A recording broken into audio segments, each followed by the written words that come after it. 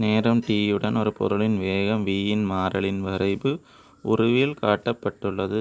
அதனை நேரத்தை இடப்பெயர்ச்சி நேர வளையை மிகச்சிறந்த விதத்தில் வகை குறிப்பது. முதல்ல ஈஸியானது பார்ப்போம். இந்த நடு ஏரியா எடுப்போம். இந்த நடு ஏரியாவில் வேகம் மாறல். வேகம் மாறாமல் ஒரு வாகனம் போகுதுண்டா அதில் இடப்பெயர்ச்சி சீரான வீதத்தில் கூடிக்கொண்டு போகும். சீரான வேகத்தில் கூடிக்கொண்டு போகும். அப்போ இந்த துண்டு சரி, இந்த துண்டு சரி சீரான வேகத்தில் கூடுது, இங்கேயும் சீரான வேகத்தில் கூடுது, இங்கேயும் சீரான வேகத்தில் கூடுது. ஆனால் இங்கே சீரான வேகத்தில் கூட இல்லை. இங்கே இடப்பெயர்ச்சி மாறாமல் இருக்குது. இந்த ஏரியா இந்த நேராக இடப்பெயர்ச்சி மாறாமல் இருக்குது. இடப்பெயர்ச்சி மாறாமல் இருக்குது இல்லை, இடப்பெயர்ச்சி சீரான வேகத்தில் கூடிக்கொண்டு போகுது. ஏன்? வேகம் மாறாமல் போகுது. அப்போ இந்த விட பிழை.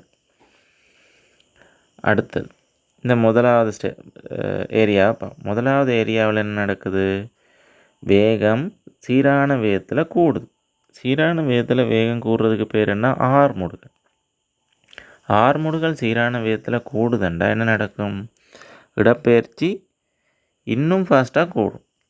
இப்படி கூடுனா இடப்பெயர்ச்சி சீரான வேகத்தில் கூடுது. இடப்பெயர்ச்சி ஃபாஸ்ட்டாக கூடுதுண்டா எப்படி கிராஃப் வரும்? இப்படி வளைஞ்சி வரும்.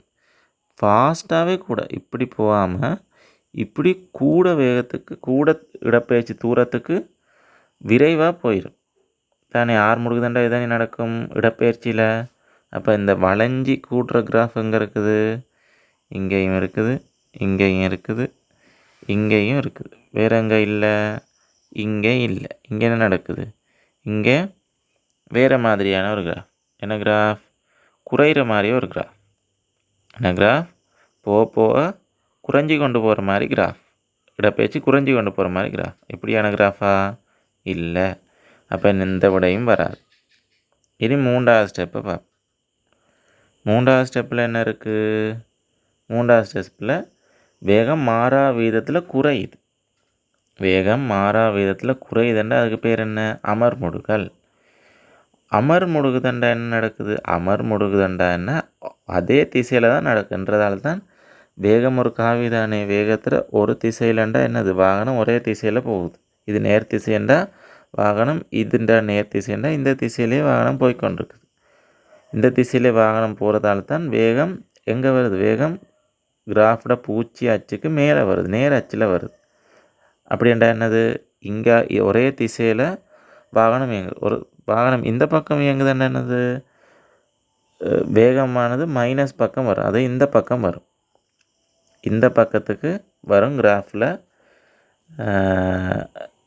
இந்த கிராஃப் மைனஸ் பக்கத்துக்கு வந்தால் என்ன அர்த்தம்? திசை மாறி போகுது என்ற அர்த்தம். வாகனம் திசை மாறி போகுதுன்ற அர்த்தம். அதன்படி மூன்றாவது இப்போ என்ன?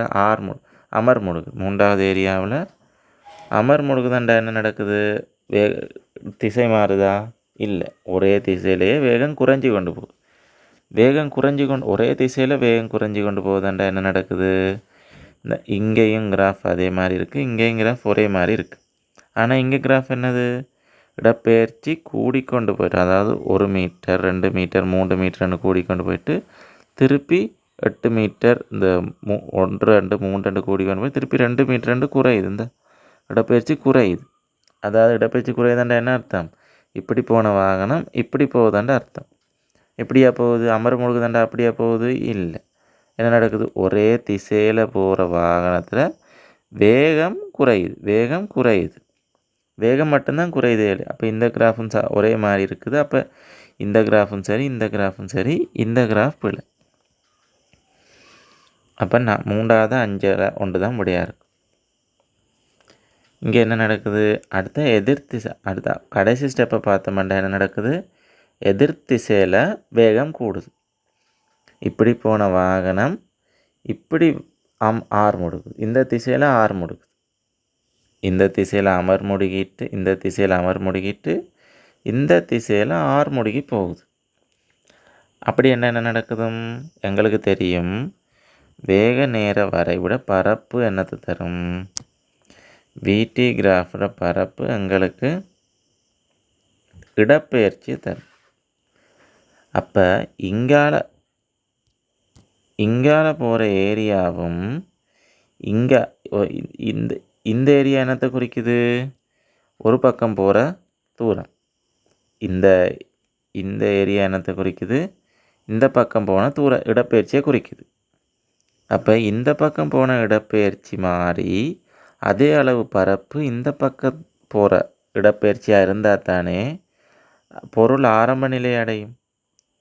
பொருள் அதாவது இடப்பெயர்ச்சி பூச்சியத்தை அடையும். இங்கேருந்து இப்படி போகிற துணிக்க திருப்பி இதே இடத்துக்கு வந்தால் தான் இடப்பெயர்ச்சி பூச்சியம்.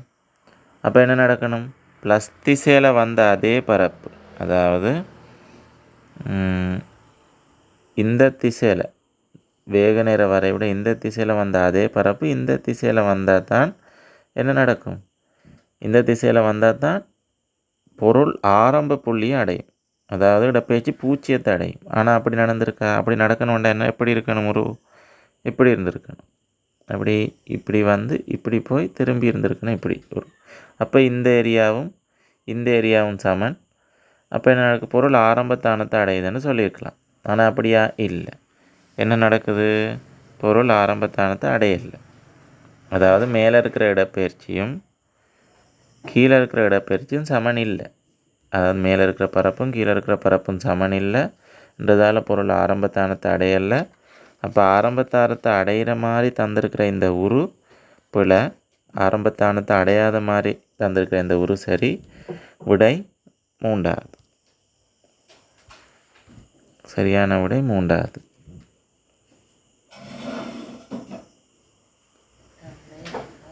ஆன்சர் 3.